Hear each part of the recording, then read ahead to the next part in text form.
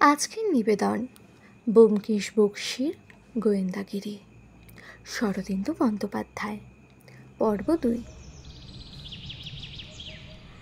তিনি একজন চোর, ছিচকে চোর নয়, ঘটিবাটি চুরি করেন না। তার নজর কিছুটা উঁচু, মারিত গণ্ডার, লুটিত ভাণ্ডার। বুদ্ধিও যেমন অসাধারণ, সাহসও তেমনই অসীম।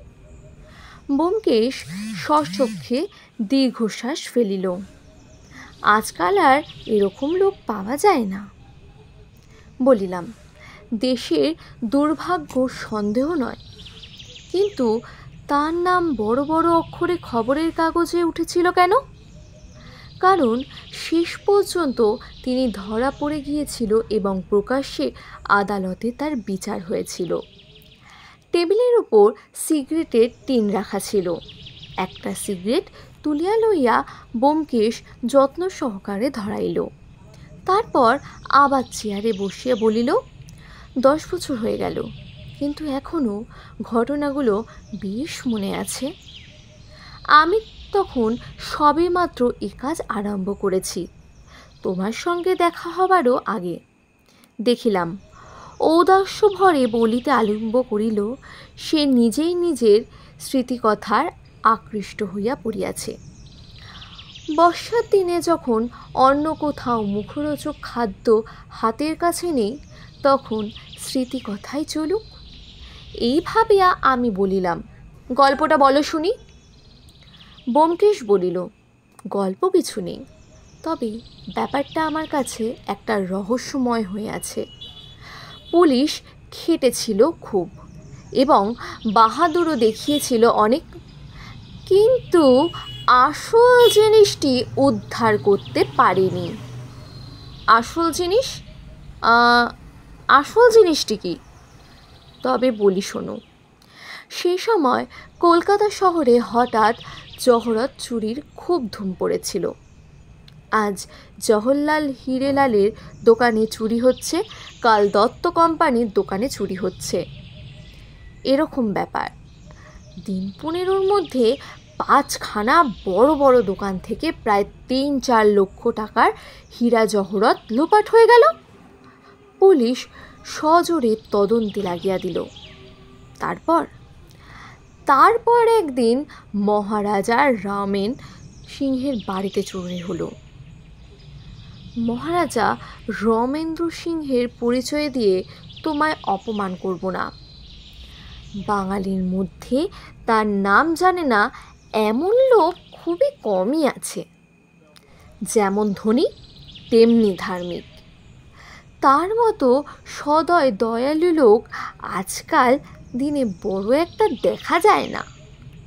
সম্প্রতি তিনি একটু বিপদে জড়িয়ে পড়েছিলেন, কিন্তু সে থাক। ভালো ভালো জহরত সংগ্রহ করা তার এক শখ ছিল। বাড়িতে দোতলার একটি ঘরে তার সংগৃহীত জহরতগুলি কাচের শোকেসে সাজানো থাকত। সতর্কতার অভাব ছিল না। সেপাই, শাস্ত্রী, চৌকিদার অষ্টপ্রহর পাহারা দিত, কিন্তু তবু একদিন রাত্রেবেলা চোর ঢুকে 2 জন চৌকিদারকে অজ্ঞান করে তার কয়েকটি দামি জহরত নিয়ে পালালো। মহারাজের সংগ্রহ একটি রক্তমুখী নীলা ছিল, সেটি তার অত্যন্ত প্রিয়। নীলাটিকে মহারাজ নিজের ভাগ্যলক্ষ্মী মনে করতেন, সর্বদা আঙুলে পড়ে থাকতেন।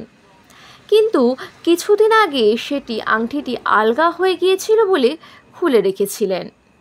বোধহয় হচ্ছে স্যাকরাত ডাকিয়া মেরামত করিয়া আবার পড়বেন। চোর সেই নীলাটি নিয়ে গিয়েছিল।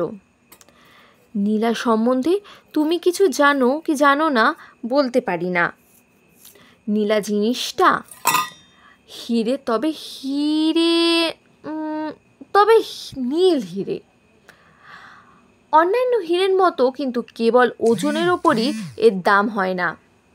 অধিকাংশ সময় অন্তঃপর আমাদের দেশে নীলার দাম ধার্য হয় এই দৈব শক্তির ওপর। নীলা হচ্ছে শনি গ্রহের পাথর। এমন অনেক শোনা গেছে যে পয়মন্ত নীলা ধারণ করে কেউ কোটিপতি হয়ে গেছে, আবার কেউ বা রাজা থেকে ফকির হয়ে গেছে। নীলার প্রভাব কখনো শুভ, আবার কখনো ঘোর অশুভ। একই নীলা যে সকলের কাছে সমান ফল দেবে তার কোনো মানে নেই। একজনের পক্ষে যে নীলা মহা সুকর বা শুভকর, অন্যের পক্ষে সেই নীলাই হতে পারে সর্বনেশের কারণ। তাই নীলার দাম তার ওজনের ওপর নয়, বিশেষত রক্তমুখী নীলার। 5 রতি ওজনের একটি নীলার জন্য আমি একজন মারোয়ারিকে 11,000 টাকা দিতে দেখেছিলাম। লোকটা যুদ্ধে বাজারে চিনি আর লোহার ব্যবসা করে ডুবে গিয়েছিল। তারপর কিন্তু সে গল্প আর একদিন বলবো। আমি কুসংস্কারচ্ছন্ন গোঁড়া হিন্দু নই, ভূত প্রেত মারণ উচ্চারণ বিশ্বাস করি না, কিন্তু রক্তমুখী নীলার অলৌকিক শক্তির ওপর আমার অটল বিশ্বাস। সে যাই যে বলুক, মহারাজা রমেন্দ্র সিংহের নীলা চুরি যাওয়াতে তিনি মহা হইচই বাঁধিয়ে দিয়েছিলেন। তার প্রায় 25,000 টাকা মণিমুক্ত গিয়েছিল। কিন্তু তার কাছে নীলাটা যাওয়া সবচেয়ে বেশি মর্মান্তিক। তিনি ঘোষণাও করে দিলেন, চোর ধরা পড়ুক, তার নীলা যে যেন ফিরিয়ে এনে দিতে পারবে তাকে তিনি 2,000 টাকা পুরস্কার দেবেন। পুলিশ তো যথাসাধ্য চেষ্টা করেছিল, এখনও আরও উঠে পড়ে লেগে গেল।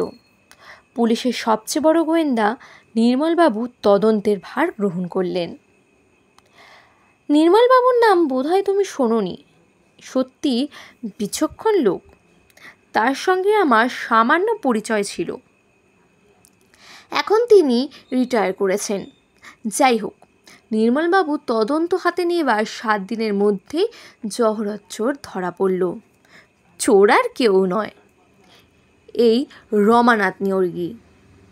তার বাড়ি খান্না তল্লাশ করে সমস্ত চোরাই মাল বেরুল, কেবল সেই রক্তমুখী নীলাটা পাওয়া গেল না। তারপর যথাসময় বিচার শেষ হয়ে রমানাথ 12 বছরের জন্য জেলে গেল, কিন্তু নীলার সন্ধান তখনও শেষ হলো না। পরবর্তী দেখার জন্য চ্যানেলটিকে অবশ্যই সাবস্ক্রাইব করে নেবেন এবং লাইক এবং কমেন্ট ও শেয়ার করতে ভুলবেন না। নমস্কার।